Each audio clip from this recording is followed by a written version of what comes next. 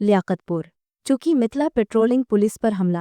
Police اہلکار یرغمال تحصیل لیاقتپور میں ایک افسوسناک اور ناقابل برداشت واقعہ پیش آیا ہے۔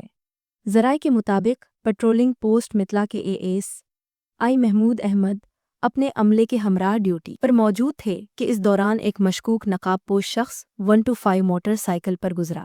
اہلکاروں نے روکنے کی کوشش کی تو مذکورہ شخص فرار ہو گیا، جس پر پیٹرولنگ پولیس نے اس کا پیچھا کیا اور تھانہ سٹی لیاقتپور کی حدود میں پہنچے۔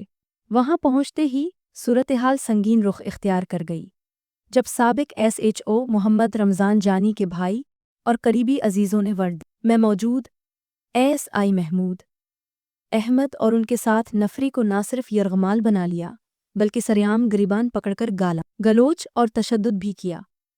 یہ اقدام ریاستی ریٹ اور پولیس فورس کے تقدس پر کھلا حملہ ہے جو کسی صورت برداشت کے قابل نہیں۔ واقعہ کی اطلاع پر تھانہ سٹی پولیس لیاقتپور موقع پر پہنچی اور ملزمان کے خلاف مزید کارروائی شروع کر دی گئی ہے۔